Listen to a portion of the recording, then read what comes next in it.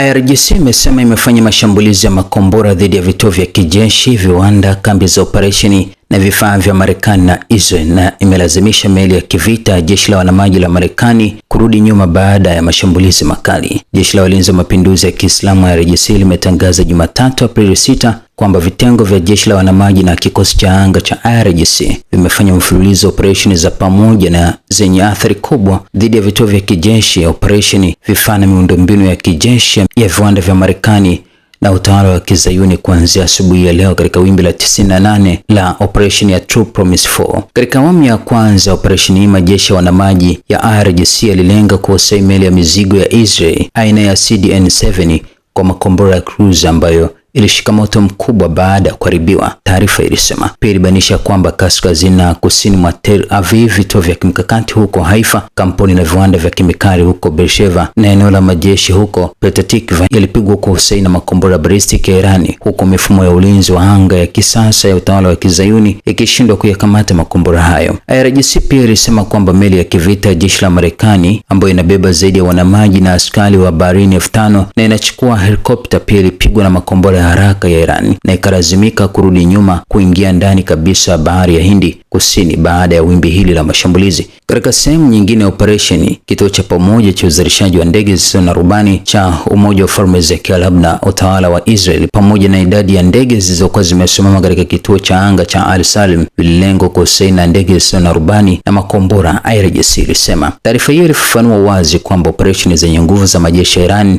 na makundi ya upinzani ya Kiislamu katika eneo hilo dhidi ya malengo ya adui zitaendelea. Zaidi ya hayo, ulinzi katika mlango bahari wa Hormuz na shughuli katika maji ya Ghuba ya Uajemi zinatazamwa kwa karibu na majeshi ya wanamaji wa IRGC, na hatua yoyote ndogo ya upinzani itakabiliwa na majibu ya uhakika kutoka kwa majeshi ya Iran.